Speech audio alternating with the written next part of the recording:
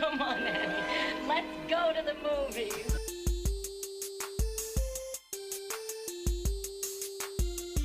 This is the Cinereelists, episode 696. My name is Kyle. And my name is James. And we're here to talk movies, movie lists, and movie obsession for the next hour or so.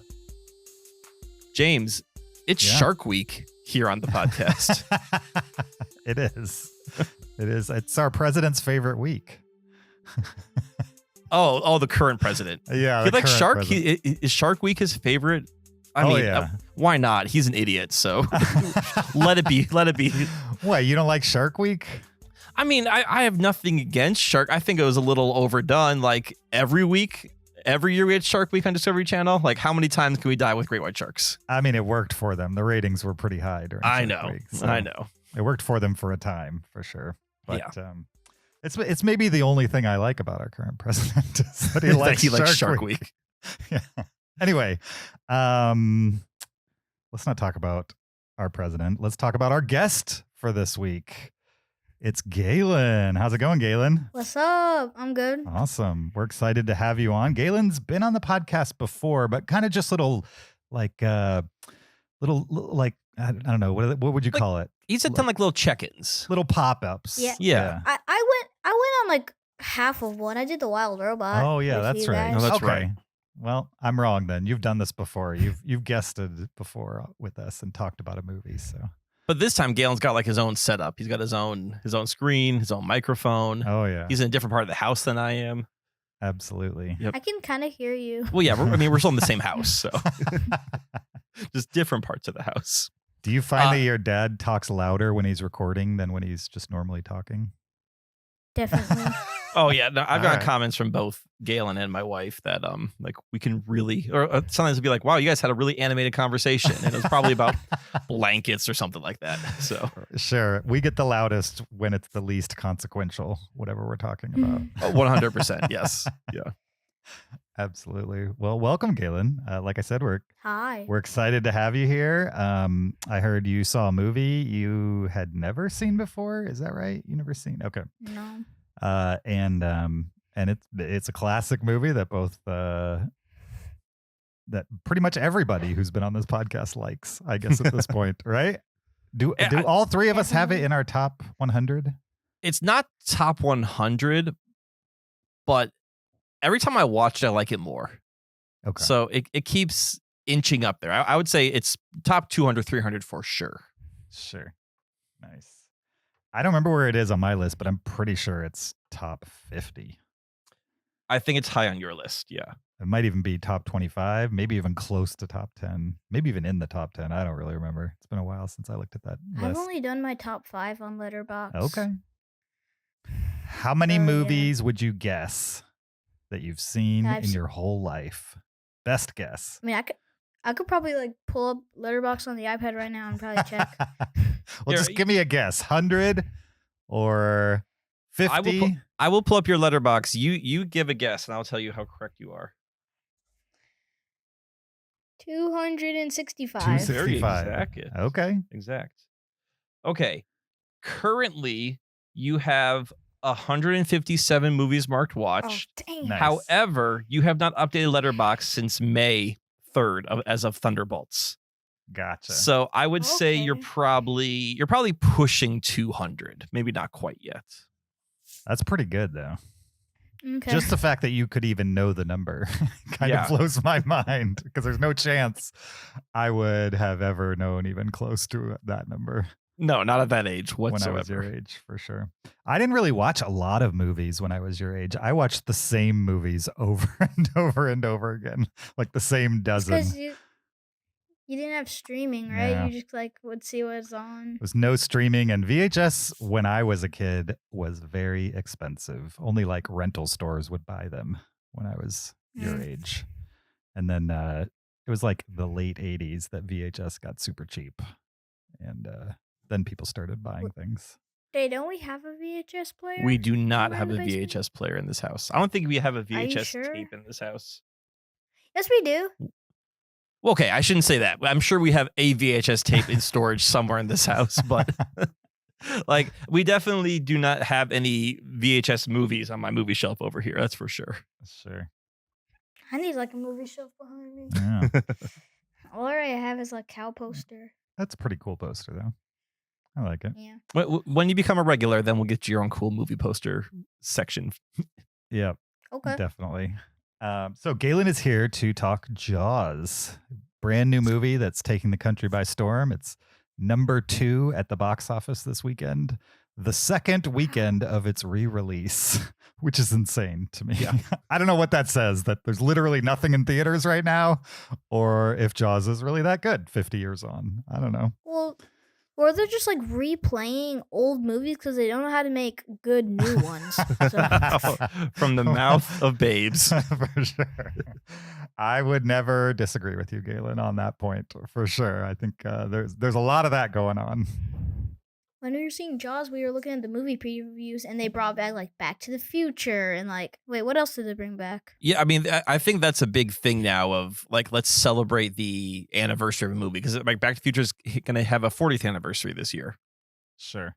So yeah, that seems to be get the nostalgia for the elder millennials, the Gen X, bring them back for these re-releases, and we show up to them and we bring our families. So I mean, in a world where like people going to movie theaters is like, I think for some people turning into like more of like a concert experience where it's like they go just a couple times a year and they go all out.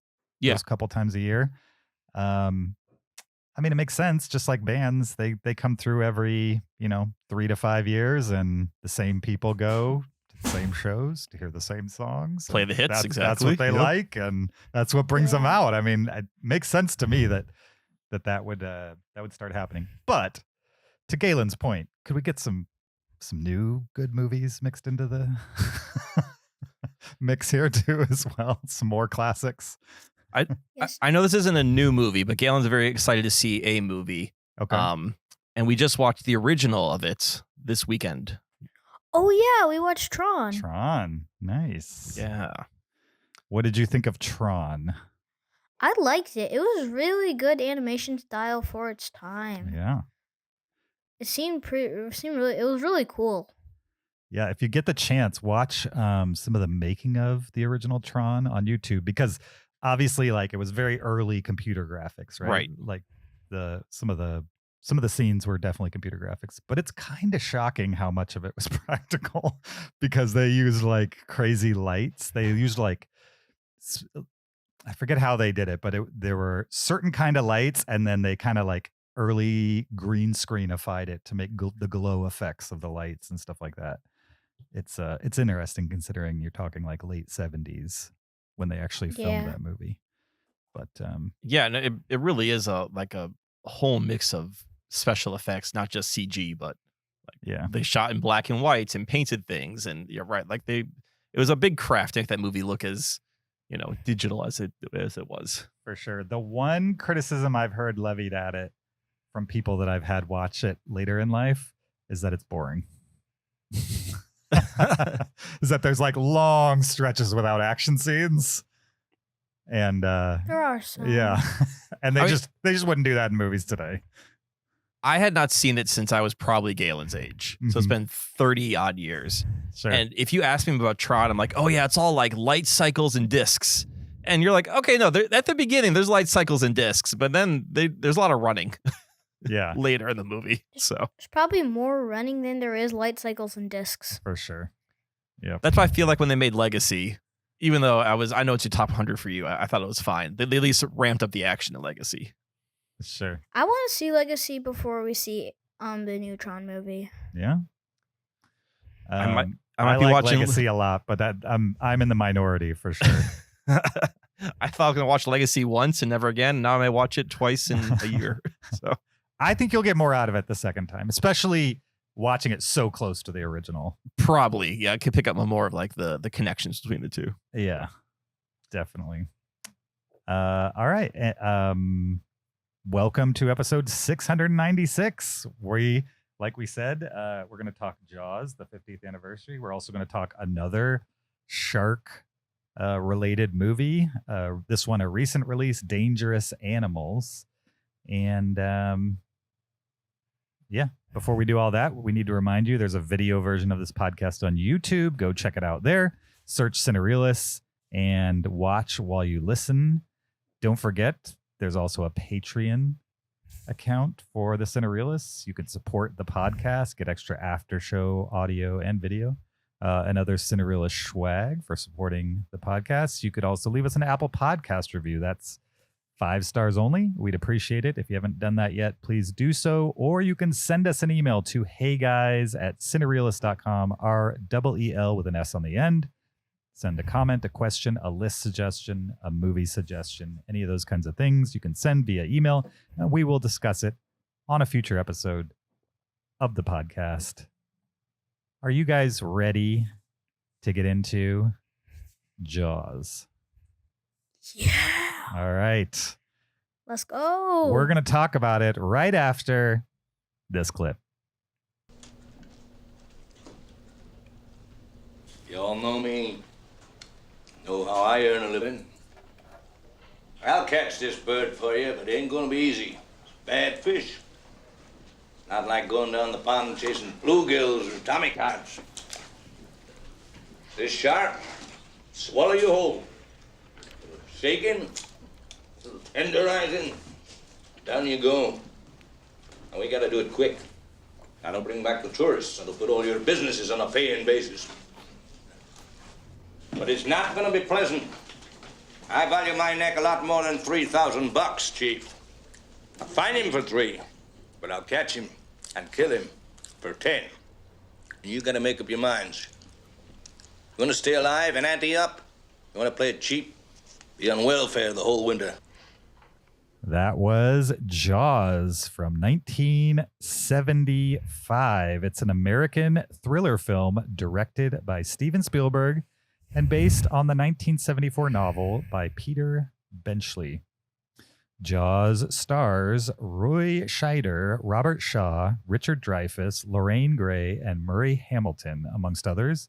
And the official IMDb plot synopsis is: when a massive killer shark unleashes chaos on a beach community off Long Island, it's up to the local police chief, a marine biologist, and an old seafarer to hunt the beast down. What did you guys think of Jaws? We should probably start with Galen, because if I'm correct, this was your first time ever seeing Jaws. Is that right? Yes. Okay, before you tell us what you thought about the movie, how did you see it? We saw it in the movie theater. Okay. On like full like surround sound and stuff. Nice. I kind. Big screen and everything, right? Yeah. Yeah, That- remastered for the 50-year anniversary. That is the correct way to see Jaws, I would say. I thought I was gonna be scared seeing it in the movie theater for the first time. Sure. And were you? At some Sure. parts. I kind of see Jaws as a movie that I've seen a lot over the course of my life. I see it more as like a thriller. Like it's never Yeah. really scared me, but it has like excited me. You know what I mean? Like Yeah. I was into it. I was, riveted and wanted to see what happened next, even though I already know what happens next. Like other than the first time I saw it, it was just a rehash, and it still to this day works for me. So It makes sense. The guy who made Jaws also made Jurassic Park 20 years later. 100%. Yeah, Right. yeah, for sure. Okay. Galen, what'd you think of Jaws? Yeah. I liked it. Like, Okay. I don't know. What- It was a good movie. What did you like? What did you like about it? Like you've probably seen more older movies than the average 9, almost 10-year-old. Mm. But so what would you like I about this like- one? I liked the the actual shark. It looked pretty cool. Mhm. Like sometimes when you could like see it close up, it looked kind of cool. But so I also the jump scares in the movie was kind of cool. Sure. Like Yeah, there's Like- the famous one where he's kind of like throwing the bloody fish in the water, and he's kind of looking at Yeah. somebody else talking to them, and then the shark comes up behind him and like almost chomps him. What's up? Yeah. like what's up, guys?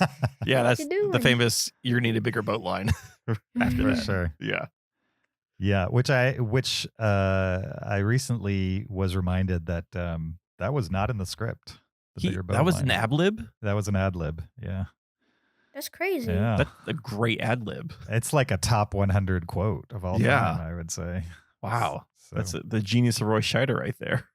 yeah.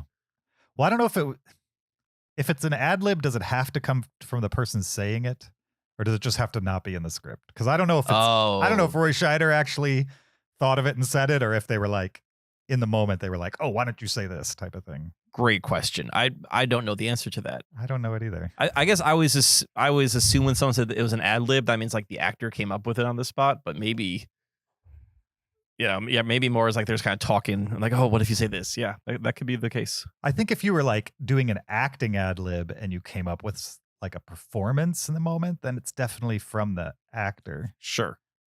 But a line I've heard of, especially comedy directors. I haven't heard it too much in anything else, but comedy directors, like where the director and maybe a writer, like literally just throw lines out and you just like tell 10 to 20 jokes and then they just pick the best one. Right. Yeah. Type of thing. But yeah. How did you feel, Galen, in Jaws? Did you feel that, what other scary movies have you seen? I guess that's the first question. What other movies have scared you, I guess, is the question. I don't actually know. Okay. The first time I saw Indiana Jones, like the melting faces part kind of scared me a little bit. Yeah. Your dad's little given creepy. all the traumatic experiences to you. He's a hard kid to scare. Really? Yeah, so far. Not that I'm like trying to traumatize Galen or anything, but Sure. sometimes I'm like, oh, maybe wonder if this one will be like, oh no, but The only reason I say that, Galen, is because that movie scared the crap out of me when I was a kid too. You know what I mean? It was like one of the first things I ever saw that I was like, ooh, I'm scared of this and I kind of like it. Give me more. you did not care for. We never finished Jurassic Park: Lost World. Okay. Yeah, because my favorite character died. Yeah. Richard Schiff Like- got ripped in half, and He did not. Why? He did not mean to die. Why? I don't get it. but so for you, Galen, when like the lawyer gets eaten by a dinosaur, you're like, okay, they're fine.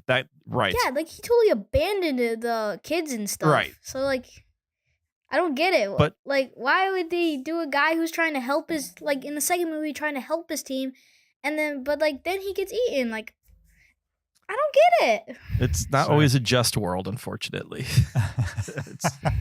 The dinosaurs don't know who's helping. Yeah.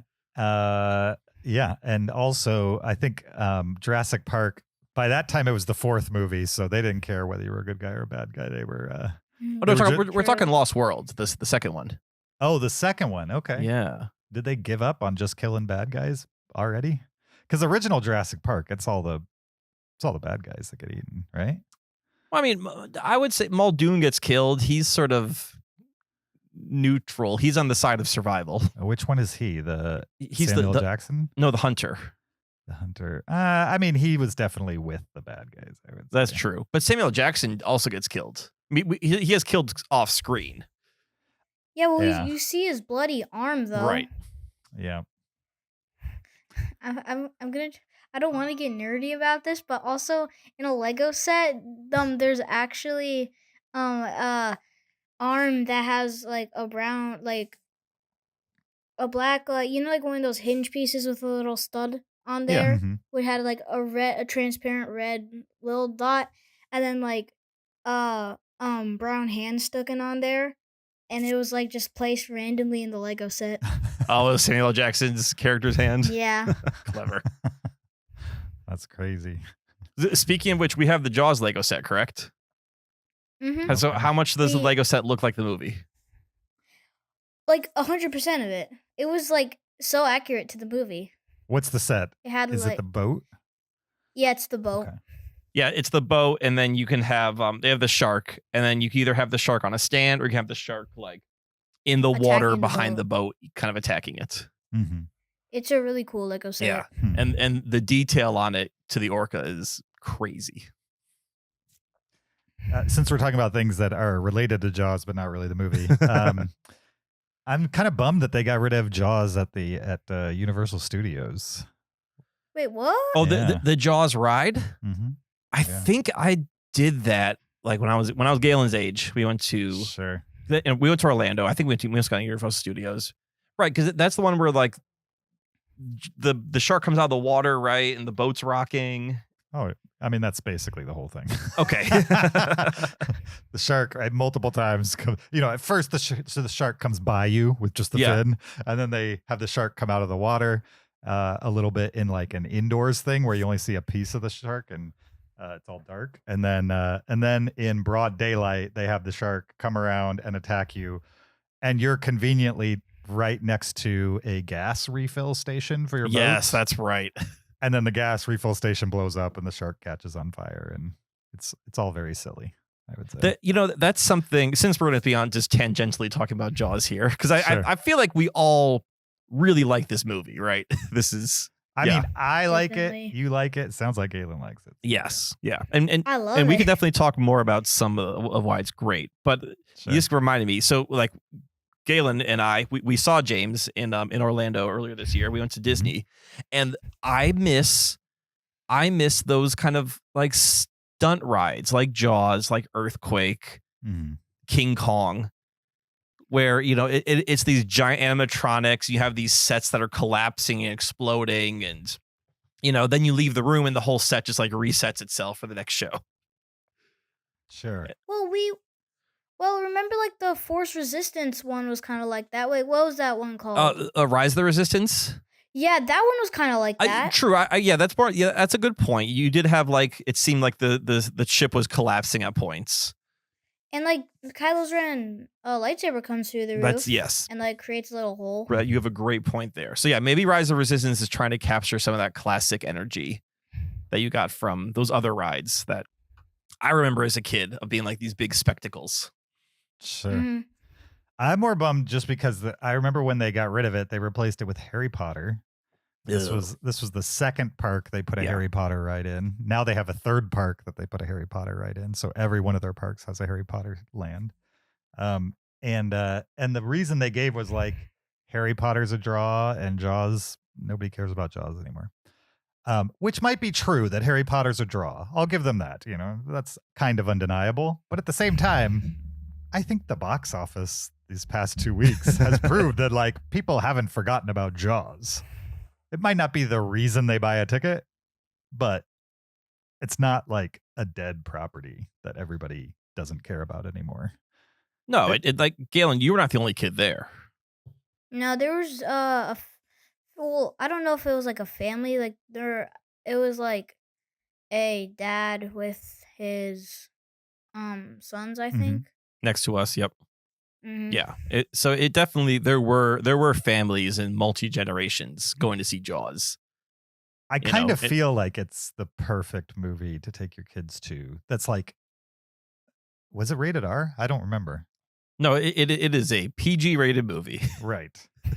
But it would be rated R today. Maybe PG-13. It's probably PG-13. Probably today. PG, probably like a hard PG. Yeah. 13. It's definitely it's dark. There's full frontal female nudity. Kind of. It's No. shadowy. Okay. There's Yeah, it's shadowy shadowed. nudity. There's a lot of gore for the era. Uh-huh. And a lot of just like fountains of blood spurting out of the water. It's definitely a bloody Oh movie. yeah, I remember that. Sure. Yeah, but I kind of feel like you could get away with all that in PG-13. maybe. Oh wait, Maybe. since we were talking on the topic of Jaws, but like other things kind of in Jaws, and like fountaining water out of people of like blood. I just want to talk about the first kid who gets killed. Galen has a hot take on Alex Kidner, everyone. Okay. This is great. Go for it, kiddo. So I think it's his fault that he died. Do I know why? Why? If everyone knows, this He- is the kid who's on the raft who gets eaten like on the beach after everyone says the beach is fine, and then later his mom comes up and slaps Sheriff Brody. Right. Yeah. Okay. So I think it's his fault that he died because he went past the swimming boundaries. If you look in the scene, you can see like ropes and saying like no swimming, and he just went right past it. So I think it's his fault that he died. He should have been more aware of where he was. I totally agree. That kid had it coming. 100%. All right. You heard it here on Cinereelists. Alex Kintner got what was coming to him. For sure. Yeah. If only he had stayed on the other side of the rope. Sure. Galen, before you saw the movie, what did you think you were going to see? And now having seen it, did it meet your expectation, or was it any different than what you thought it would be? I thought we would see the shark a little more. Like, I didn't know the shark was malfunctioning. Like, Daddy told me that right before we saw the movie.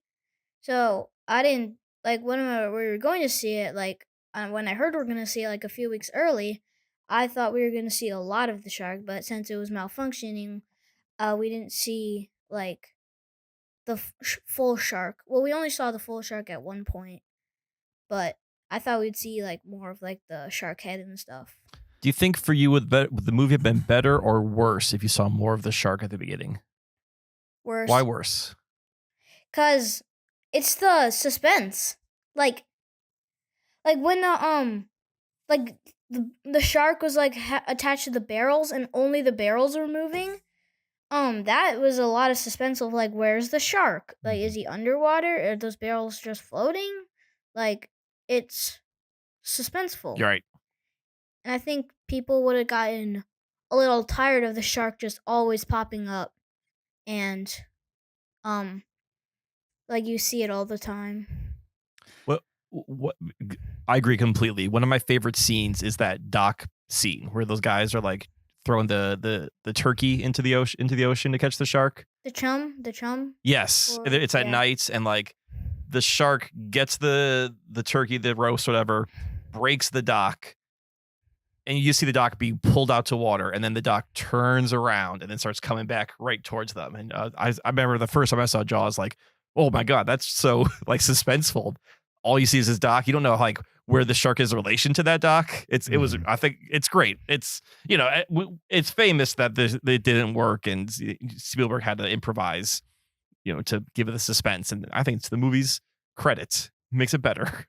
Yeah, I think the 1-2 punch of how creative Spielberg had to get because of all the technical issues with the shark, between that and the music, like those two combined made it better than probably what they had planned originally. Right, because we Definitely. were sort of, Galen and I were kind of talking later, like the 70s, disaster movies was the a la mode. That was the popular style. I mean, this is when you had like all the airport movies, and you had like Tower Inferno. Mm-hmm. So I'm pretty sure when the studio said, let's make Jaws, they're going to let's just make another Poseidon adventure. Let's crank something out. Mm-hmm. Did not have the expectation that it was going to become like a classic. All right. So Galen, did you have a favorite part, a favorite character, a favorite moment of the movie? Probably my favorite character is the like, I actually don't know. You got the sheriff, you got the scientist, and then you got the captain, the kind of like greasy old captain. The sea captain, yes. Yeah, I think I like the scientist guy. I liked him too. Cooper, yeah. Yeah, definitely. He's a big draw for me. I mean, the three people that they have on the boat for the bulk of the back half of the movie are just such different people. Right. You know what I mean? They Yeah. just got such a great combination of personalities, and they're all there kind of like well-intentioned, even if the sea captain is a little weird about it. They're all there for like good reasons type of thing. And they're kind of working together and not against each other to try to survive the experience. And I really like that about it too, that it is man versus Nature. Nature, basically. Nature. The one thing they don't do in the movie that they've been criticized for is like give the shark any kind of like motivation or anything. It's just like Is that a real criticism?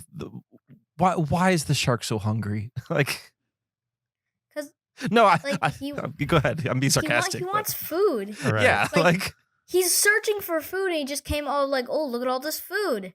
Like, I'm hungry. I want food. It's a man-eating shark. Like, I'm afraid if we made Jaws now, it would be like, and again, I'm well, not pro climate change.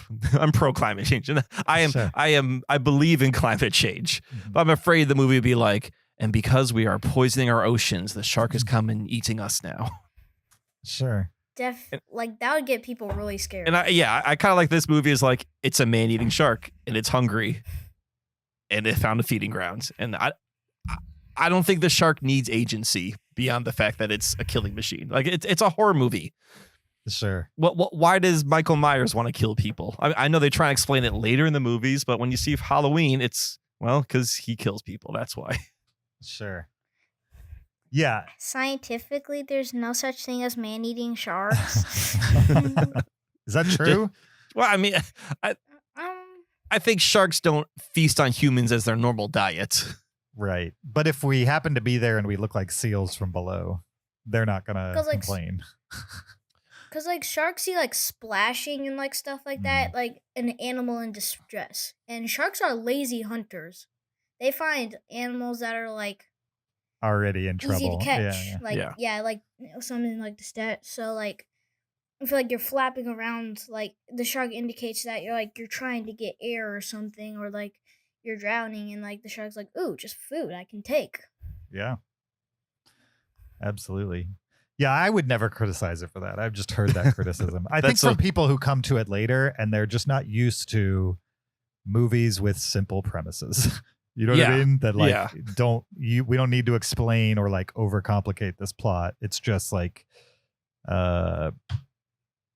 local sheriff needs to get this shark out of his town so that the town can make money over the summer. That's the premise of Jaws. Right. Yeah. It's like, we don't want people getting eaten. Right. So we need to get the shark out of here. So they, set up a contest and, that helps motivate some of the characters to go out there and get it.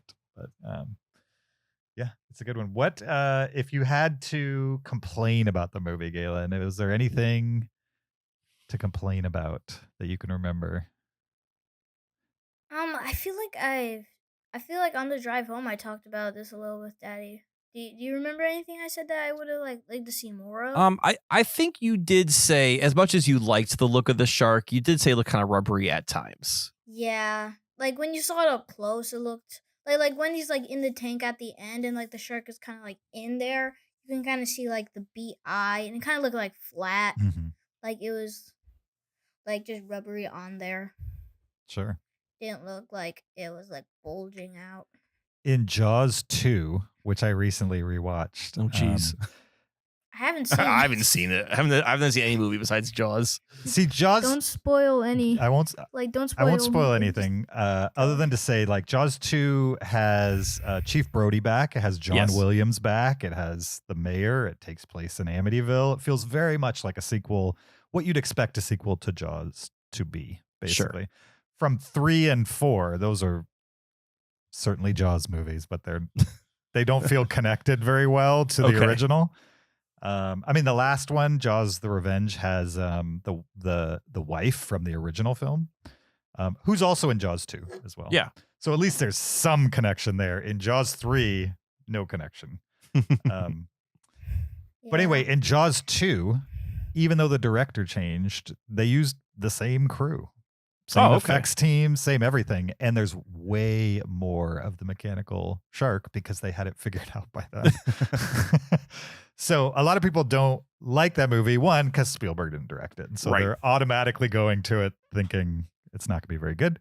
And I would say it's not as good for sure by any stretch, but it's also what you would want, what you would expect from a Jaws sequel that's not, not Steven Spielberg. Although, let's remind everyone, Steven Spielberg hit it out of the park with Jurassic Park and then made Lost World, which is fine, but it's never going to be Jurassic Park. No, it's definitely not. I think if he had sequelized Jaws 2, like if he had directed Jaws 2, it would have been the same thing. Like it would have been good, maybe even better than what they ended up with, but it still wouldn't have been Jaws. Well, I mean, Jurassic Park follows the same format of Jaws of like, it's the slow reveal. even with the T-Rex, like first you see like a hand, and you see the mouth, and you see a foot, and eventually you get the whole T-Rex. Right. But like that's even being teased out, for the first half of the movie. Mhm. And then you get to Lost World, and like, bam, T-Rex is bust out of the forest right away. Like Yeah. it doesn't have the same awe that I think Jaws also has. The Sure. Jurassic Park have. This time, Lost World has 2 dinosaurs. That's right. Yeah. Now we got 2 T-Rexes two this time T-Rex. around. Yeah. So yeah. They don't do that in any of the no, they do that in Jaws 3 where they're like, oh, there's 2 sharks. It's like a family of sharks. Yeah. It wasn't in like Jaws. Like there was 2 sharks. Remember at the first they caught like a smaller one than the actual shark. Oh, yeah, right. Wasn't there They more? caught the tiger shark, but I don't think the tiger shark was eating people. That was just a shark that they happened to catch. Oh, Right. okay. Definitely. Also, I saw this movie in the theater as well. In the Good. past Okay. Yep. 2 weeks, and I saw it in 3D for the first time, and it was I want to see it in 3D. it was kind of awesome in 3D.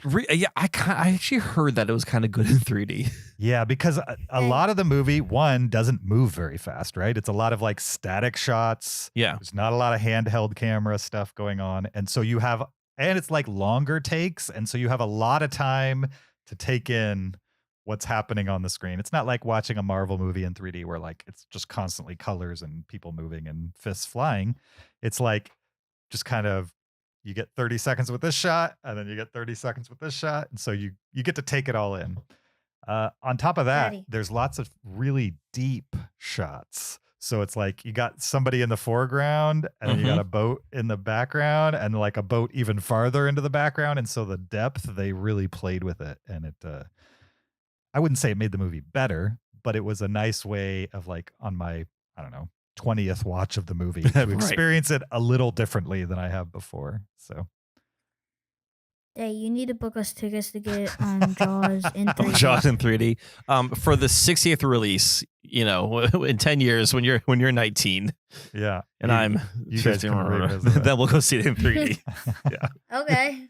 Yeah, no, I mean, so this was my first time seeing it on the big screen. I've always seen it. I guess I probably see it on progressively larger screens every time. So yeah, I started with like a small TV, and this is probably my 4th or 5th time seeing the movie now. And every time I see it, I enjoy it more, and I find more of the, I don't know, the Spielbergian craft of it. Mhm. I think the first time I saw it, I'm like, oh, this is kind of like a good thriller, and then every time I watch it, I find something more and more. And you were kind of talking about that use of depth, and like there's one shot, and it's right after they have their first kind of encounter with the shark. And they're all sort of, they've been joking most of the ride. They're all kind of, oh yeah, we're here. Not the ride, the boat ride. They're like, yeah, we're gonna catch a shark, blah, blah, blah. And then they're the first encounter, and like, oh, this is for real. And you have like Hooper's in the foreground. He's kind of like looking off to the left. And then you've got in the middle, Brody is kind of he's the farthest away. He's kind of looking forward, and then Quint's on the other side in like the middle ground. And like, oh, it was this amazing shot just to see on the big screen. And it was nothing happening. It was just 3 guys contemplating what they just experienced. Sure. But it was like, oh yeah, Spielberg's like, I'm having him close and him far away and him in the middle. And it's those little things that I think make this movie so much more enjoyable to watch than just like a thriller. Right. Yeah, I love movies like Meg. Have you seen any of the Meg movies? Oh, I've seen both the Meg movies, yes. Okay. Yeah. Wait, is Meg the Megan doll? No. The Megalodon? Yeah. Yes. Oh yeah, those we went out like a few years ago. We saw like in all the movie theaters, all the movies we went to in the movie theater, we saw the Meg or like the Meg 2 or something like that in the movie previews. Sure. Because it was a really popular movie at the time. Right, exactly. Yeah, those Meg movies, they have their place for sure. But I mean, it's not even comparable from like a I don't know, storytelling perspective or unique storytelling perspective. No, they go presentation right on for those- here's a giant shark. right. Or the Meg exactly. 2 is here are giant sharks. It's Right. literally more of the same. Yeah. Yeah. In the first movie, you need one shark or one deadly animal. In the second movie, you need 2 deadly animals. In the third movie, you need 3, and then it just goes on and on for all the movies you have. I mean, that's what happens with sequels. It's like, all right, do it again, but bigger. Yep. Definitely. Yeah, that's kind of the one thing that Jaws 2 has going for it, is that they did not do that in Jaws 2. They were like, oh, we're basically just going to remake Jaws, but the shark works this time. But it'll be better. Which makes it less like thrilling. Yeah. Because you can see the shark coming. Like sometimes when like the barrels like went underwater and then it popped up somewhere else, that was kind of cool. Yeah. Because like they didn't have the shark working. The barrels in 3D were really cool because of the distance and that shot where you're like really far away from the boat and then all of a sudden the barrels pop up in front of you, but they're like as close to your face as they can be. Yeah. In 3D. Yeah.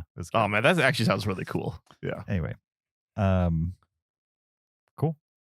What was your favorite? Did you tell us what your favorite character of like the main 3 were, Galen? Have you? The scientist. Oh, the scientist. That's right. Yep. Right. Richard Dreyfuss, who really wasn't in. I mean, I know he was in a lot of movies, but I mean, I can't think of too many that like are Richard Dreyfuss movies to me. When I think of Richard Dreyfuss, what comes to mind is Jaws. Mm-hmm. Then Close Encounters, he did next. Right. And then I think, I mean, wasn't he in like Wings or he's in another one of those or Sugarland Express or something? He was in American Graffiti. Oh, American Graffiti, of course. Stand By Me, a movie I like. Is he the narrator? I don't remember what he is, and I've only seen that movie once. Because it's all kids. Mm-hmm. I think he's teenagers. Well, it's okay. That's still a kid. Same thing. I guess.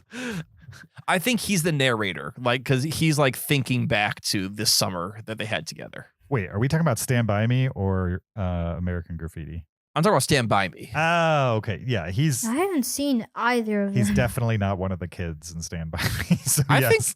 think Galen would like Stand By Me. I think he, would like Stand By Me. It's definitely a movie you got to watch with your parents because there's some, Okay, it's been a long time since I've seen stuff Stand By that Me. happens to kids. We'll talk about it. You can make a decision then. Right. We'll talk off. I saw Jaws. I know. Jaws literally has a kid who's a fountain of blood. I understand. It's just that happens very removed. It's with a character that you don't necessarily care about, whereas Stand By Me has. Yeah, well, I'll talk to your dad about it. If you can rationalize that, Kittner deserved it because he went beyond the you may have a little bit more trouble rationalizing Stand By Me. Let's put it that way. So. Right. That's a good point. Exactly.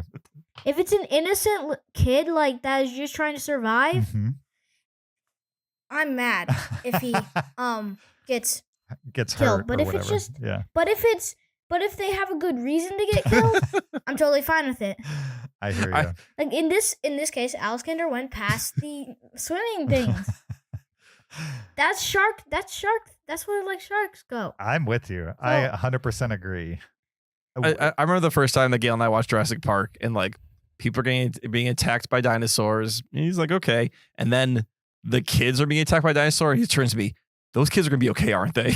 So yeah, this is definitely one of and then those. same for in Jaws. You were like, the Chief's kids are going to be okay, right? Like, I don't know. Like at like one point, like remember like in the pond scene where the shark goes over to the pond?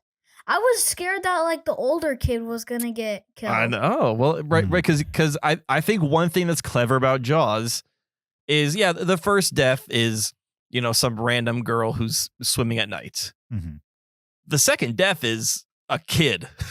Sure. So this movie is telling you like, all right, nothing's off the table. Like we're not just going to be killing random adults. Like a kid gets eaten. That's the second victim of this shark. He has a good reason to die. I don't have the good reason. I understand your point. Yes. Richard Dreyfuss was also in What About Bob? And I love that movie. Right. What About Bob? And then Mr. Holland's Opus is the other like big one. I've never seen that. Should I watch that? Yeah, I think it's kind of a 90s classic. Okay. It's as a band teacher, everyone's like, do you like Mr. Holland's Opus? I'm like, yeah, it's fine. Okay. Interesting. So, it's I'm sure it's like if you do any sport. Like, oh, you like swimming? Do you watch? I can't think of a swimming movie, but All right. I can't think of any other swimming movies. I can only think of baseball movies and football movies, and maybe some wrestling ones. Sure. Galen, have you ever seen Goonies? Yeah, Okay. I've seen that. I watched that one with with me. my mom and my Yeah. Nice. and mama. Yep. Yeah. Yep. Megan watched it too. Did you like it, or were you like, all right, it's a movie I saw? It was actually a really good movie. Okay. I like when kids like explore. I like when kids get like creative. Sure. I like my favorite scene from the Goonies is at the end where he's just like, I'm not gonna have asthma anymore, and just yeets his inhaler. Yeah, that's pretty Sure. great. Yep. All right, Gail, I have a final question for you. This is more just a movie question. Is there a movie you don't like? Yeah. I can't think of that. Okay, that's fine. It's totally fine. Wait. Like I've probably told you about like when we're done watching a movie, you and me talk about it a little Yeah, bit. usually, yeah. Is there any like ones I said that I didn't really like or didn't really care for? Yeah, I know you have a dad who picks out amazing cinema for you. Has your dad made you watch 2001 yet? Not yet. Okay. I'm curious on that one because it's a really well made movie, but people have normies have really strong opinions about that movie. I would say one way or the other. So It looks like a space action movie. Like I'm looking at Oh, the poster boy. right now. You're in trouble, I Kyle. remember that. You're in Boy. trouble. Like, You got only, the space part right. Yeah. I would say the ships look like Star Wars. Yeah, That's about it. that's where it stops. Well, like the space station kind of looks like Star Wars. 100%. Oh yeah, no.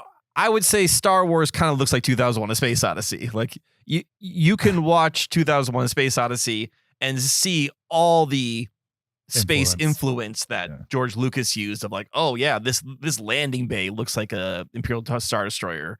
This pod looks like something else. Like it's very influential. But then Kubrick went one direction with sci-fi, and Lucas went a completely different direction. Both great movies. Sure. Very different take on the sci-fi space genre. When is that one going to happen?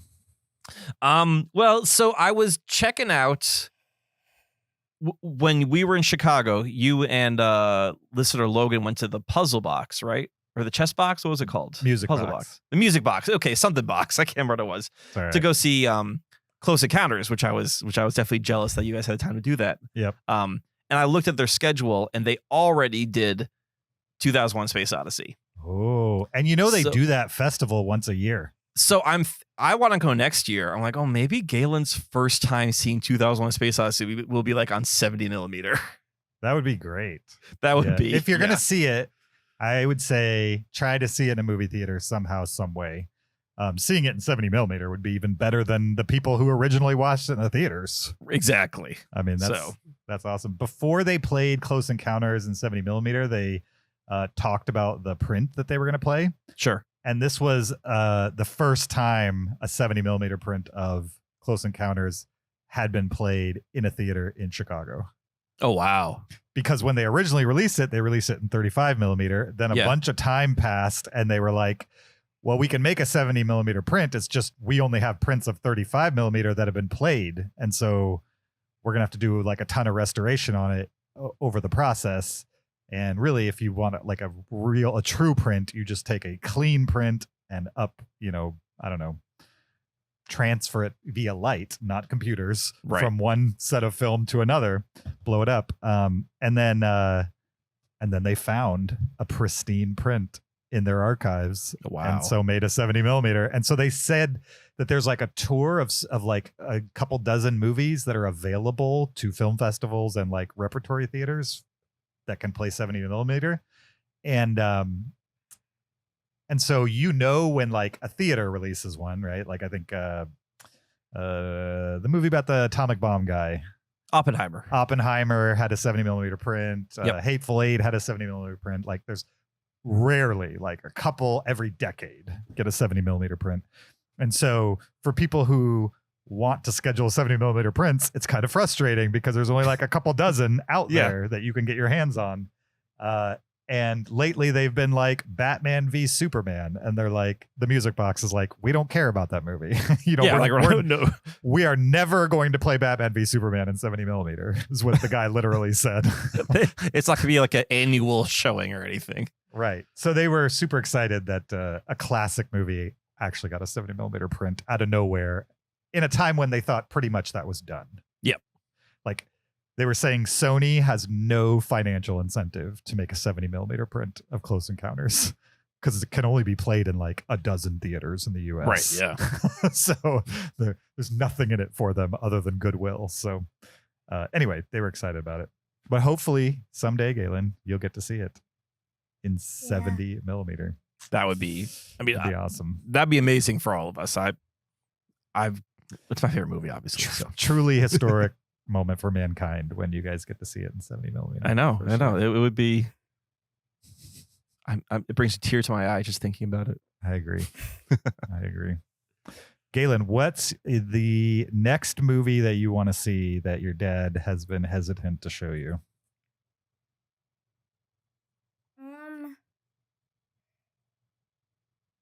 I don't know. Okay. Wait, can you think of any? You keep trying to talk me into Rambo 3. Oh yeah, let's watch Rambo 3. Why Rambo 3 and not in order? Well, so tell him the movie we watched first. We watched the Weird Al, wait, what was it called? UHF. UHF. Mm-hmm. And he did like a Rambo parody. Mm-hmm. Like kind of like big strong muscles and everything he touches or like shoots explodes. And we watched the Rainbow 3 trailer. I'm like, this isn't that much different. It's like he like shot down one piece, like one tower, it exploded. He shot down a helicopter, it exploded. Yep. See, like, so it wasn't really a parody.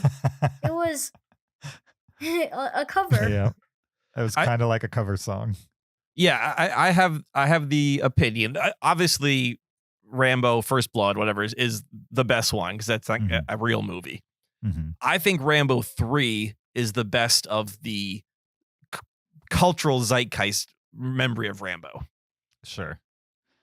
Because at that point, it's just like, yeah, let's just blow everything up. Yeah, it's really leaning into the action part of a Rambo. Exactly. Sure. Yeah. Like Rambo First Blood Part 2, I actually kind of find them boring because it's trying to be both. Mm-hmm. And it doesn't do well at either. Yeah. It's been a long time since I've watched those movies. I need to rewatch them. Rambo 3 is just straight up fun, but you know, Sure. I got to figure out how violent is Rambo 3 before I let my 10-year-old watch it with me. So, Definitely. Wait, Daddy, I need to tell you this thing. okay. You let me play Broforce. Oh, we're negotiating on air now. You're gonna let me try a Warhammer game. Yeah, for some reason, video games are not the same, in my opinion. Especially when they're all like pixelated, like 16-bit. Right. Yeah. That's what Broforce is. Yeah. Really bloody 16-bit. Yeah. I mean, because James and I were playing very similar games in the arcade when we were that age also. Right, but they looked not very realistic. Exactly. Right, exactly. So You play Mortal Kombat. Like, every time you, like, kick a guy in the hand, blood comes out. Yeah, I do remember going to play Mortal Kombat at a arcade, and a friend of mine met me there, and he brought along his little brother, and then we played Mortal Kombat for like an hour or so, and his little brother just stood there and watched. And then I found out later on his little brother was like traumatized by that. Oh, really? By watching you guys play Mortal Kombat? Yeah, and he was probably pretty close to your age too. At the time, most people hadn't seen stuff like that, so it was. I don't know. The kid, his little brother didn't speak up in the moment, but then like reported it to his parents and like was very upset about it to his parents. Why didn't he like go play a different game? I don't remember. He certainly could have. It was a massive arcade, so there was plenty of other things to do. Probably just wanted to hang out with his brother. Yeah. Could be. I feel like you guys should have included him. Did you like on that trip, like after you were done playing, did you like play other games with him? for the record, I was just there. I had nothing to do with it other than being a guy who was playing Mortal Kombat. He dragged his brother to the arcade and then had him stand there while we were playing. So it had nothing to do with me. But those are good questions, Galen. I don't remember. This was like 30 plus years ago. So Galen's got the Pearson affinity for hot takes and sure. indignancy. I love it. Yeah, that Alex kid had it coming. He had it coming. Alex Kidner. Absolutely. Okay. Anything else we need to talk about with the Jaws 50th anniversary release? Do you have any want or need to see Jaws 2? You're Kyle, you've never seen Jaws 2, right? So if you guys I've never watched seen it, Jaws 2. I don't need to see it. If like if I don't need to see it, like if it's like not like a big major thing, like I know Jaws was like a really big thing, so I definitely wanted to see it. I just don't know if Jaws 2 is like worth seeing, cause like it's not like a big as Jaws. sure. We're not done with Cinema 101 yet. So once we get through all the classics, then with Cinema 102, then we'll get into all the sequels. Okay. So, Okay. Fair enough. I mean, wait. Then when are we gonna watch Tron Legacy before we watch Tron? That's a Legacy? classic. So you can Tron Legacy, a classic. Before we go, for the record, Jaws is my 10th favorite movie of all time. Oh, really? Oh, I was going to look this up too. Though Right behind Goonies. Goonies is my 9th favorite movie of all time. I do Wait, seriously? imagine. I love Goonies. You like Goonies more than Jaws? Remember how I said when I was a kid, I didn't watch a lot of movies, but I watched the same ones over Oh, and yeah. over? Goonies was one of those movies. I've seen Goonies more times than I could probably even guess.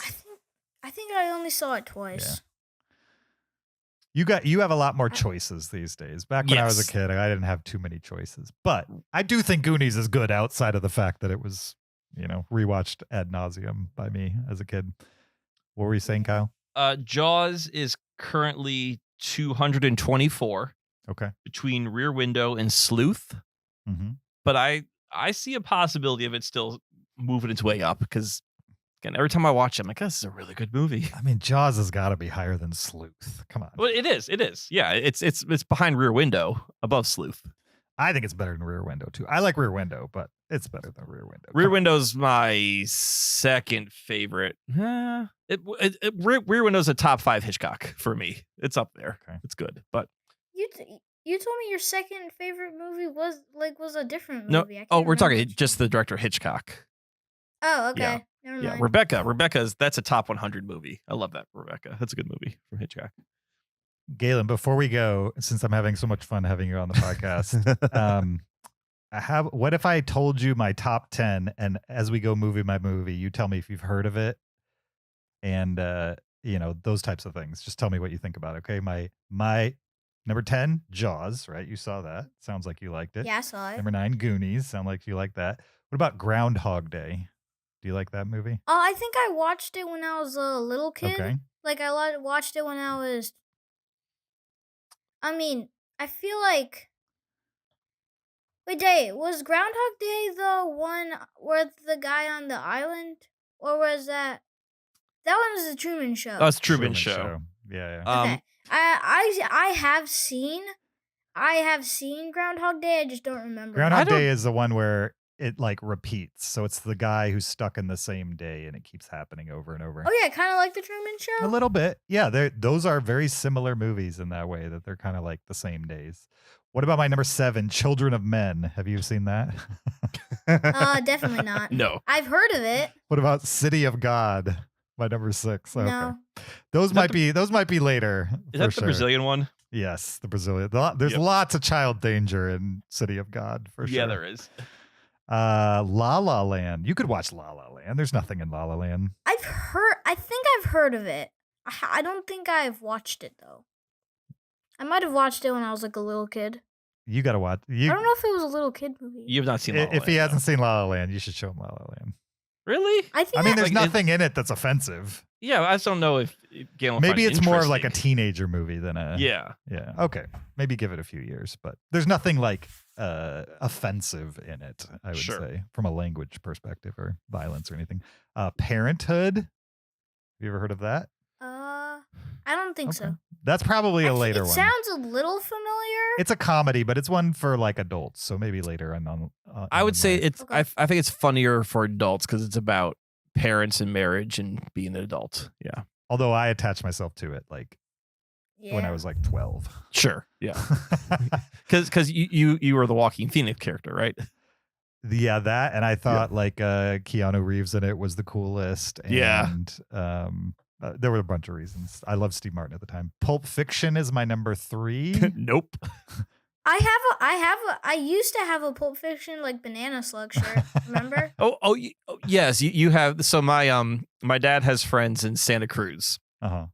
and he goes there every couple of years, and he always brings back me a banana slug shirt, and I've been bringing one for Galen also. So Nice. Yeah. You might have seen my number 2. I'm guessing you have. Back to the Future, my second favorite movie. Definitely. Okay. yeah. You like that one? That was a good one. Have you seen all 3 of those? Yeah. Nice. We kind of did a marathon. Nice. Well, not you really. just you kind of we did, watched them like, close days- together. We watched them like. Remember, we had to like weekend all by ourselves. We watched Back to the Future 2 and Back to the Future 3. Yeah, I think On- you and I watched Back to the Future 1, and then like a month later we did 2 and 3 in a weekend. Nice. Yeah. And my favorite movie of all time is Star Wars Empire Strikes Back. That one's my favorite Star Wars movie. I knew I What? liked you for a reason. You Yeah. used to be Judas. Used to be Return of the Jedi. No, it was all. Well, I only liked Return of the Jedi because it had the Ewoks. Yeah, the Ewoks was my favorite. Yeah, I only liked that one because it had the little Ewok guys. That's why I like it too. The Empire Strikes Back one is the one of Jabba the Hutt, right? Nope. I get them mixed Nope, up. that's Nope, Jedi. that's as Jedi. well. That's Jedi. Yep. Jedi's got everything. Okay. It's got It's Palpatine. okay, you can like it's got Jedi. Jabba. I like Jedi a little too. bit of both of them. I like a little bit of They're both of both them. really incredible Sure. movies. So yeah. Absolutely. I think Empire Strikes Back is my favorite. Totally fine. It's a very Yeah. populist choice of you. I It was Return of the Jedi for a long time, but Empire Strikes Back definitely like I watched it another time and I got a little more used to it and I just really liked it. The first time we watched it, you got a little scared by the Yeti, Oh, a little, the like, Wampa at the Yeti. beginning. So Oh, I don't know what his name was. No, now now that I see it, he's just like the Yeti's kind of like the same as like the shark in Jaws. Mhm. To me. right. It's not even actually close to that. It's just another Yeti I see. Do- Yep. I've seen a lot of Yeti movies. Do you want to hear something really nerdy? That Yeah. Galen What? doesn't know this, but James will appreciate this. Okay. The first time Galen saw Star Wars, Empire, and Return of the Jedi were the despecialized versions that I had like on a Oh, USB nice. stick. Yeah. That's good. So What do despecialized mean? So you remember in like when you watch like Star Wars, there's scenes where they obviously added those later. There's like CG that's not from the 70s. Mm-hmm. So Lucas famously kept adding to his movies and like, oh, I'm gonna add this in this scene. I'm gonna change this. I'm gonna change that. So like you cannot watch Star Wars. You can't watch the original trilogy as they were filmed 40 years ago because Lucas has changed them so much. So there's an internet project called the Specialized Version where people are kind of taking any source they can of the original version and making a complete movie that looks like how the originals looked without any of the added special effects. Mhm. And like Mm. purists say that's the only way to watch the movie is, in its in original form. So Wait, the Daddy. first time that you saw those movies, you watched the despecialized fan versions. versions. Yeah, Yeah, yeah. yeah. Now we just watch the versions on Disney Plus because they're there and it's why not? Sure. Daddy. Yes. Like, can you quickly pull up the letterbox and like sit like when I like first watch it, like all the things I've said?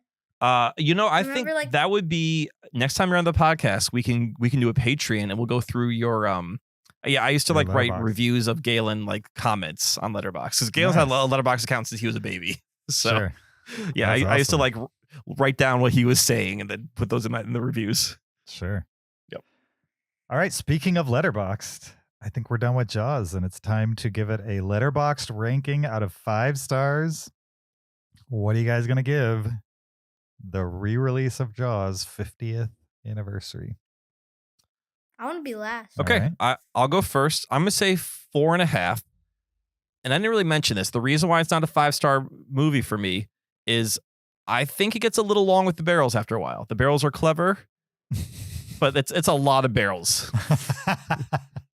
All right. I can see so that. 4.5, almost a perfect movie. Almost a perfect movie. Well, I love barrels. I think there should be more of them in the movie, like twice as many barrels. Be a big pile of barrels. Yep, exactly. Just being I dragged think by they the just shark.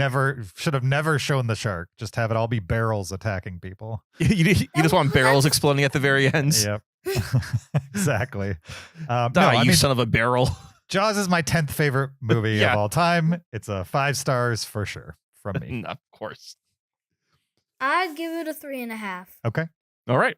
It's one of the best thrillers I ever seen. One of the only thrillers I've seen. Sweet. Actually, I've seen. Yeah, probably one of the only thrillers I've Jurassic seen. Park. Nice. Yeah, Jurassic Park, and we never finished The Lost World. Maybe we could try to finish it sometime. When you're ready. Okay. I don't think I could ever get over him getting eaten. I'm gonna remember that for the rest of my life. I was able to finally traumatize him via a movie. Who knew it'd be Lost World of all the movies? But that's the only movie you could traumatize me by. That's the only one. It didn't scare me. It traumatized me. Right. Mission accomplished. Now I actually think that guy is dead in real life. Don't worry, we'll watch The West Wing. You'll see he's just fine. Okay. Yeah. What a reason to watch West Wing, by the way. just for proof of life on Richard Schiff. Yeah. See, definitely. he's fine. He works in the White House. All right. Well, Okay. Galen, we're going to talk Dangerous Animals next. And that's a movie you haven't seen. So we're going to say goodbye to you now. Wait, so you mean like mosquitoes? Yeah. Mosquito. It's a movie about Okay. mosquitoes. Funny you mentioned mosquitoes. They do come up in Dangerous Animals. I think that's dangerous insects. They're the most dangerous animal in the world.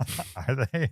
Well, I guess Galen is ready to watch Dangerous Animals now because he figured out the plot of Dangerous Animals. So, well, thank you for joining us, Galen. That was awesome. Yeah. I appreciate it. It was really fun. We'll do it again sometime. All right. Okay. Okay. Thank you. Have a nice night. I'm gonna come on your Patreon sometime. All right. Perfect. Sounds good. Bye. bye. We saw another movie this week that's shark related. This one is a brand new release, new-ish to VOD. I think it's been out for 3 weeks or so. And like I said, it's shark related. So we paired it with the 50th anniversary release of Jaws. It's called Dangerous Animals. We're going to get into it right after this clip. Oh my God, I can't believe I let you talk me into this. Oh, it's a maker. Cheetahs of the sea. I can't do it. I can't. Well, not yet, you can't. Because there's still one thing we need to take care of. Now listen, this is a very special, ancient relaxation practice that was taught to me and it took many years at sea to master. If you'll just go with me here, I promise you it'll help. Now close your eyes. Take a big, deep inhale. And out. And in. And out.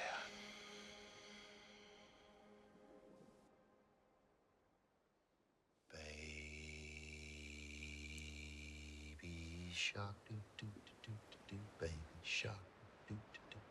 Baby shark, do do do do do. Baby shark. Baby shark, do do. Only works if you sing along. Baby shark, do do do do do do. Baby shark, come on, Heather. Do baby shark. Here comes mommy shark. Do do do do do do. Mommy shark. Do do do do do do. That was Dangerous Animals, a 2025 survival horror film directed by Sean Byrne. This movie stars Hassie Harrison, Josh Houston, Rob Carlton, Ella Newton, Liam Grinke, and Jai Courtney, amongst others. The official IMDb plot synopsis for Dangerous Animals is when Zephyr, a savvy and free-spirited surfer, is abducted by a shark-obsessed serial killer and held captive on his boat, she must figure out how to escape before he carries out a ritualistic feeding to the sharks below. Kyle, This was my idea to watch this movie. It was. How do you, what did you think of Dangerous Animals? You know, I kind of actually want to know what you think of Dangerous Animals since this Okay. was your idea. Sure. Yeah. I mean, I'm always itching for a good shark movie. Sure. Right? I mean, I think I've seen most of them. I've seen all the Megs and All the Jaws, obviously. Deep Blue Seas, all the Jaws. You know, there's really not that many good shark movies, I would say. Have you like dabbled into Sharknado, or do you kind of stay away from those sci-fi movies because they're? I saw the first Sharknado just because Okay. it was like infamous for being bad, and Yeah. people liked it because it was bad. And I don't like movies that try to be bad, and I kind of feel like Sharknado falls in that category. Sure. Okay. Yeah, and so I only saw the first one, and then I moved on with my life. I think they made 5 or 6 of them. They might still be making them for all They're I probably know. making them. Yeah. What about like 47 Meters Below or Open Water? I'm just trying to think of all the shark movies I could think of off the top of my head. Open Water is probably next to the original Jaws, like the best shark movie. Yeah. Which is interesting because this is a movie that talk about a movie that almost barely shows the shark. That movie practically has no shark in it. But I think you get the dorsal fins, but pretty much right, yeah. That movie too. When I saw it, it was like the day before a theater closed because of a hurricane. So I remember seeing it, and it was like release day, and the whole theater was empty it. Okay. Oh, nice. here in Florida Yeah. because everybody was at home, like sandbagging their front doors and stuff like that. And you're like, And I'm gonna go see I Open was, Water. I was right there at the movie theater watching Open Water, getting seasick at the cinematography, which is very. If you haven't seen Open Water, there's a lot of shaky cam in it. Anyway, so this movie came up. It has, pardon the pun, a killer poster. I would say the poster for Dangerous Animals is probably better than the movie. The poster is kind of awesome. Right. Yeah. And so, good job, marketing team, because that between the Rotten Tomatoes score, the kind of casual buzz I had heard about the movie, and the fact that it was shark related in a week where we wanted to talk about Jaws, I was like, hey, this sounds like good timing for this movie. Exactly. So, never watched a trailer, didn't know what it was about at all, just knew it was a shark movie that had those, attributes. Right. And so that was where I was at when I suggested it to you. Having now seen the movie, I would say that I didn't hate it, but it very much reminded me of like a movie that would have come out in the 2000s, I would say. Yeah. I think you're not going to be on the very similar page for this movie. Yeah, like it's felt very 2000s formulaic thriller to me, specifically serial killer movie, where you kind of like take some disparate elements to hook people in on the premise. But really, at its core, it's just a crazy person abducting people. And then for some reason, he's keeping one of these people way longer than he should. Like he should have killed them way sooner. He's just like keeping them around for some contrived reason. And then we should also say, like, this will be mild spoilers. It's fine. I think it's fine to spoil. Let's be honest. Not a lot happens in this movie. I think that's one of my big complaints is you're going to know everything that happens in this movie in the first 10 minutes of the movie. Oh, right. You could figure this movie out. And I was like, oh, okay. I think I know the trajectory of this movie 100%. And it met expectations. There will be no surprising swerves. There will be swerves. Attempted swerves, right? But none of it will be all that shocking if you've seen a lot of these kinds of movies. Maybe not even a lot. If you've seen a couple of these kinds of movies, then you'll know what this is. And so I didn't. I mean, I've certainly seen movies that are worse than this, but I mean, compared to Jaws. Well, I think it's unfair to compare this movie to Jaws because Jaws is sharks man in versus it. nature. This is like using Jaws as Freddy Krueger's, hand. Yeah, right. You have like Jai Courtney. He murders young women by feeding them to sharks. Mm-hmm. He's the monster. The sharks are not monsters. They're just there's moments we can even say this. There are moments where the sharks don't feed all the time. Right. Right. Like, so he's just using sharks as his tool, but he's the monster in this case, 100%. Yes, for sure. So it's less about sharks or shark attacks or sharks eating people, that type of stuff. That's in the movie, but that's not what the movie is. It's just a piece of a serial killer movie. Right. Essentially. So the next question would be, once you know that, once you can kind of separate those two elements of the movie, is was it a satisfying, interesting, whatever you want to call it, serial killer movie? Because that's also a genre. And I would say it's maybe better than your average serial killer movie. That being said, there haven't been that many really great serial killer movies, in my opinion. So, but it's like, what's the Jodie Foster one? Silence of the Lambs. That's like a good serial killer movie, right? Yeah. Yeah, absolutely. There's a small handful, but there's not many. And it's a cheap, like serial killer movies, they're not typically very expensive to produce, which means there's a lot of them. And there's a lot of bad ones because everybody can make them. And so Dangerous Animals, by putting it on the water and needing some kind of effects with the sharks and stuff like that, I think this was slightly higher budget than your typical awful serial killer movie. But it's not going to be a classic.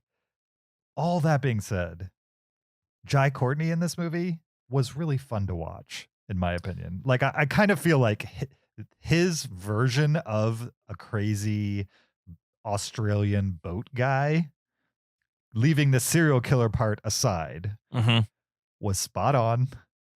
And I was laughing and enjoying his kind of over the top performance of that stereotypical dude, I would say. And then the way they mixed in the serial killerness didn't make a whole lot of sense to me. Like, that motivation, they didn't give enough of the motivation, maybe, is what I'm saying. Yeah, he just seemed like a sociopath. Like, he just liked killing women. He just liked it. And there's a bit of like a snuff film voyeuristicness to his killings also. Yeah. So I didn't necessarily buy all that, but I did enjoy Jai Courtney really chewing scenery through the whole film. Like, he was performing at like 11 or 12 as much as possible. Like, one of my favorite scenes in the movie is when he's like sitting in the galley and making his videotape covers and stuff like that, and just like being a weirdo, dancing around and stuff like that. It was really, it was I rolled my eyes during the dancing scene. I loved that just because it was so weird and like, I don't know. See, I don't know. To me, it seemed like we have to show that this guy's a weirdo. It seemed like something out of Silence of the Lambs. Like, Silence of the Lambs has a very famous scene where the character's kind of dancing his underwear in front of a mirror.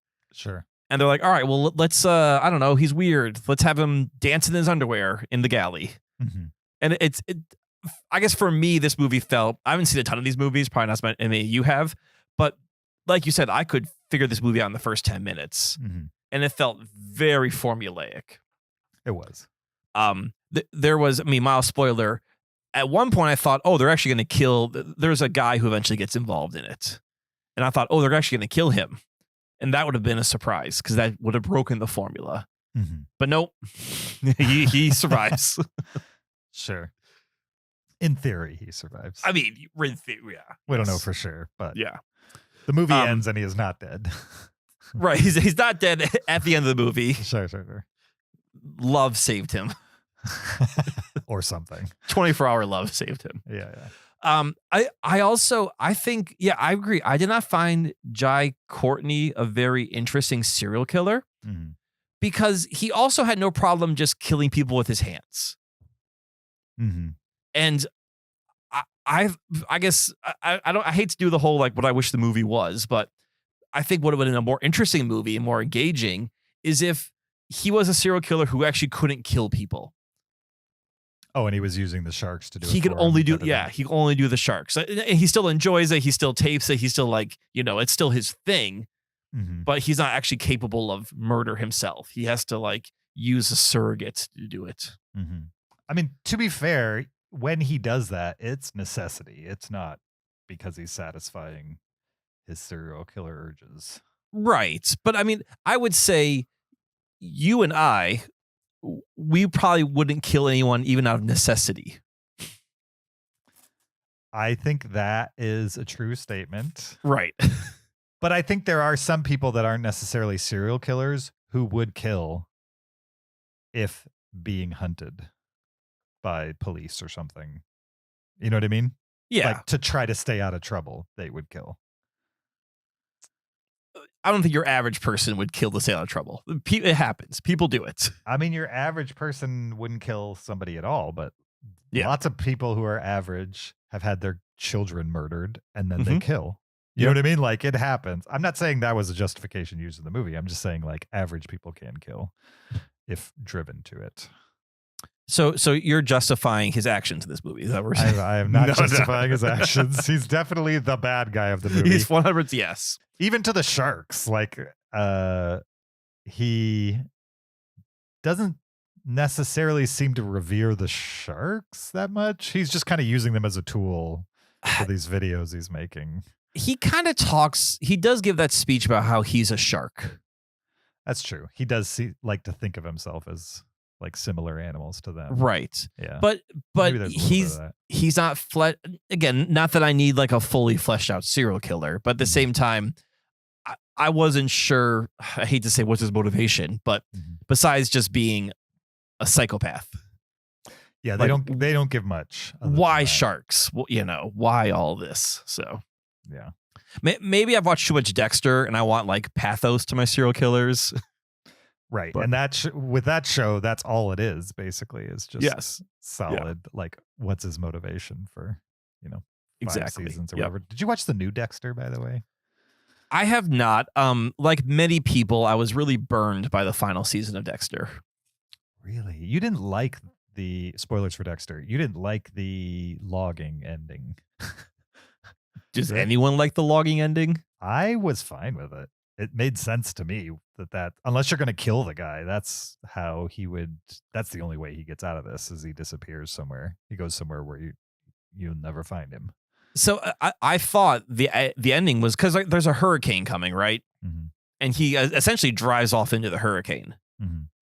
And I kind of thought, oh, we're giving, because he's the protagonist, he's kind of the hero of the show. And they do make him a quote unquote good serial killer, if there's such a thing. Sure. So I thought they're giving him the hero ending. Mm-hmm. I had other issues, though. It's not just the logging thing. Like, I just think the whole last season itself is kind of weak. Those last couple seasons were weak. Mm-hmm. And it ended on a fart for sure. I mean, that's most shows, though. Like, you can count on one hand. It's TV shows hard that actually have an ending worthy of like the journey. The Shield. I still stand by that. I think The Shield has the best ending I've ever seen on a TV show. Sure. The Shield, Breaking Bad. Like I said, there's a couple. Yeah. But considering how many TV shows there are, that's a good point. There is not a good batting average for TV shows ending worthy of the journey. You know what I mean? Yeah. Well, I thought Friends ended well. Sure. That's a different kind of you show. can point them out, but there's Right. like 1,000 TV shows every year, and there's maybe 10 you can point to that are like, oh yeah, the ending was just as good as everything else. Yeah, I was thinking about this the other day about Dexter. I'm glad you brought it up. And Meg and I would watch this because that show was like what 2000s, right? Maybe early 2010s. Yeah, something like that. So it was definitely pre-ubiquitous streaming. Mm-hmm. And like you had to have like a cable subscription. It was like on Showtime or something. So we got into the show. I think we watched the first couple seasons we got from like Netflix DVD or whatever. Mm-hmm. And then we actually got caught up with the show. And we would go to the craziest websites to watch Dexter. And it would be like, watch TV. Oh, or Showtime. Well, we don't want to pay for Showtime. Like it was Showtime. We were pre-streaming where it was just like $7. It was more like $35 or something crazy like that. You had to add it to your cable package, right, to get it. It was a nightmare to get it taken off when you were done with it. Exactly. So we would go to like watch TV. I don't even know what it ended in, because like some friend said, "Oh yeah, Dexter's on that website." I'm like, well, how many crazy like just I don't know, site stealing our information did we go to so we could watch Dexter the next day on like some weird like 40 by 8 or 480p screen. It was the Wild West before streaming became a big thing. Dexter, 2006 to 2013, 8 seasons. Really, 2013. 2013. Okay, so yeah, I guess so you were right. Like mid aughts. It was over in the early 2010s. So it was 8 seasons. Wow. Yeah. Okay. So towards the end, we were just going to crazy websites to watch Dexter. I mean, unless some of the later seasons are the recent ones.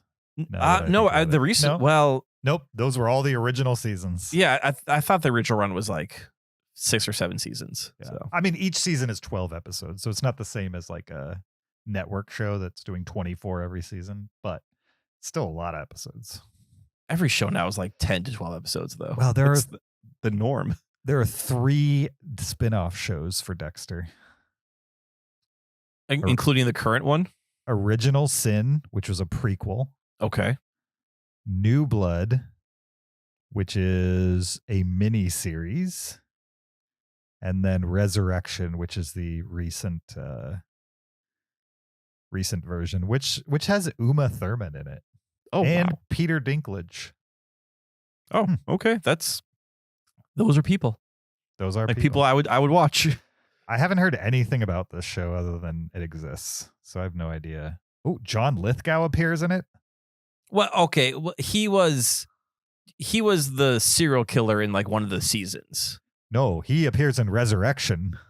He must appear as a ghost or something because his character is or dead. Flashback or something. Or flashback. Right. Like because wasn't that the thing that like he would like talk to his father, his possibly dead father in memory or flashback or something. Sure. Yeah. The new show has a 95% Rotten Tomatoes. Well, Dangerous Animals has an 87% Rotten Tomatoes, and that seems a little high in my mind. So I don't know how much I trust the RT score. I don't think it was that bad. I can tell you didn't like it though because we've been talking about Dexter for way too long. I didn't hate it. Okay. I was just kind of bored by it.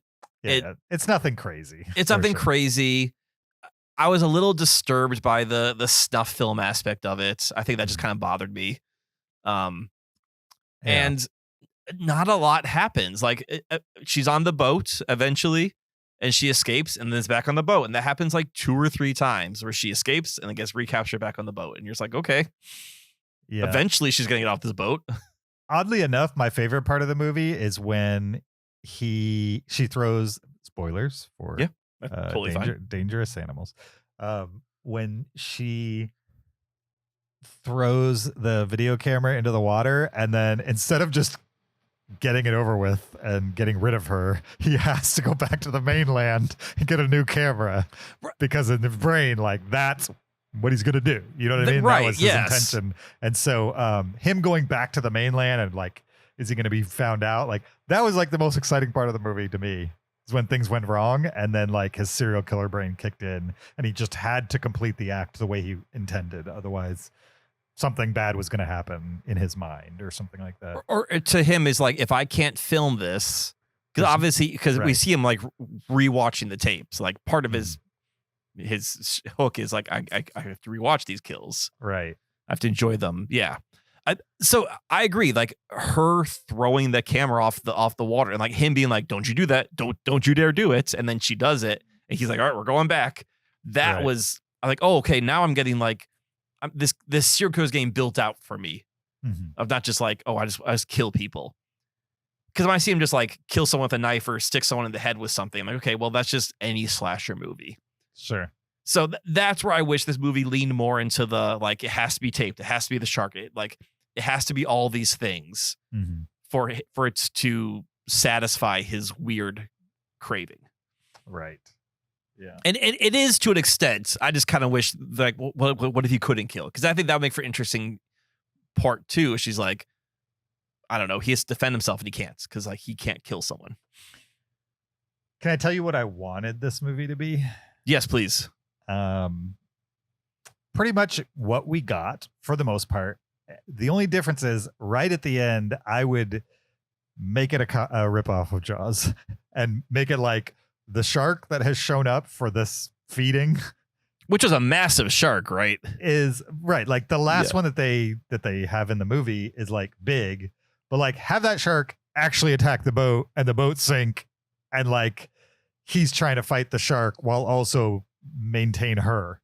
You're right. You know what I mean? You can let the boyfriend die. It's fine. It's Again, fine, yeah. Spoilers for dangerous animals. I mean, boyfriend's a loose term to describe this character. Sure. Recent stalker. I don't know. One night stand. Right. You could call him. Yes. So yeah, but like have it turn into like the shark is the one that actually gets him, or like assists the girl in surviving, type of Right. thing. Just make 'Cause- her like completely useless as far as protecting herself, and like, have it be like a bigger predator got to him. Yes. I Because think that would have been cool. he does get, I mean, we'll spoil the movie. He gets eaten by a shark. Like, you kind of assume that's going to happen in this movie because Right. why not? But it's at her hand instead of the shark eating the littler shark. You know right. what I mean? Exactly. Yes. Yeah. Yep. Especially like since there's that big scene about where he's talking about them being predators and how he relates to that, wants to be a shark type of thing.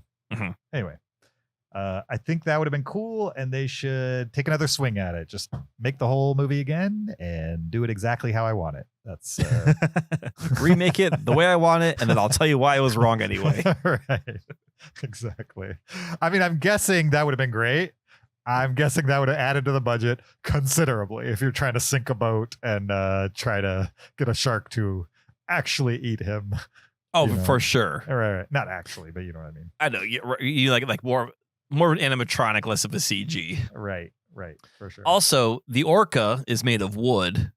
That boat was like steel and rivets. So that'd be Yeah, a little more It- difficult. You could have put him on a wood boat and been like, "Why you got such an old boat?" You know, made a bunch of comments. That's about it or true. something, but I will say his boat was awesome. It also seemed enormous. Like yeah, there are so many levels to that boat. It was a decent sized boat. I'm like, it's that big on the inside? Okay. I wondered about that. Like, I don't Okay. think boats that presented outside as big as the movie showed it have those types of galleys underneath it.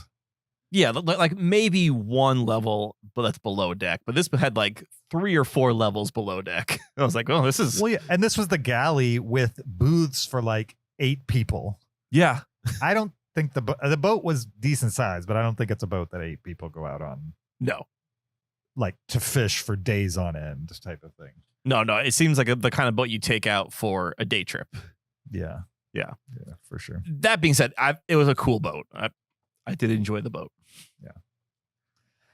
All right. Anything else with dangerous animals that we must talk about? Nothing. I mean, I can nitpick things. Nothing worth it. All right. Fair enough.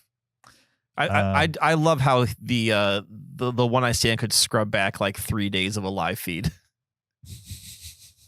Sure. Like, I'm just gonna keep going back on this live feed until I find what I need. Yeah. There was a lot of ridiculousness. Yeah, In it, yeah. for sure. Okay. Some fun, some eye roll inducing. Exactly. Definitely. All right. Let's letterbox dangerous animals. I will give it a 3.5. And I will give it a 2.5. Nice. 2.5 and a 3.5 for dangerous animals. Thank you for listening to this episode 696 of the Cinereelists. We appreciate your listenership. Don't forget, video version of this podcast on YouTube. Check it out. Support us on Patreon. Leave us an Apple Podcast review or send us an email. Links are in the description to do any and all of those things. You could also follow us on social media on Twitter, Facebook, Instagram, or TikTok at Cinereelists. You could also follow me on my social media accounts on Blue Sky and Letterboxd at YoJRB. You can find me on Letterboxd at Peter SKB. We will be back next week, likely with Zach, who is no longer with us on this episode. He was never with us on this episode. Never was so he's- on this episode. He's definitely no longer with us on this episode. But he will probably be with us next episode, where Let's say hopefully he'll be next episode. hopefully We hope he'll be there. we hope he will be with us on the next episode. And he just had work stuff, so not a big deal. No, he's fine. He was not in the country for the weekend. I always forget that like not every listener is like a longtime listener who will know that we're joking. He's fine. So yeah, next week Spinal Tap 2 comes out, but we probably won't be reviewing that until the week after. But if you want to get in on the Spinal Tap, go check out Spinal Tap 2 next weekend or up until 2 weeks from now, because we'll probably be talking about it, not next episode, but the episode after that. And then I think the episode after that, there might be one between our top 700. Yeah, because this is 96. Right. So we'll have 97, 98 will be Spinal Tap, 99 will be something, and then top 700. Then top 700. Yeah. Yeah. For sure. So look forward to that, and we'll see you guys there. Until then, keep it cinereal.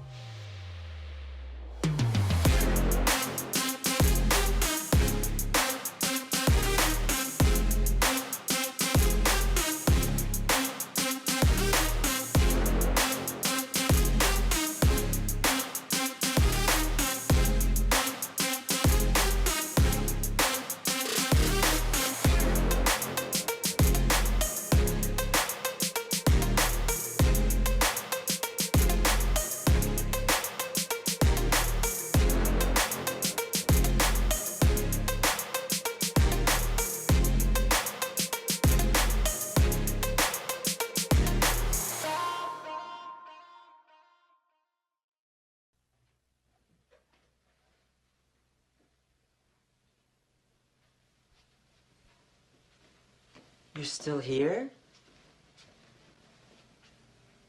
It's over. Go home. Go.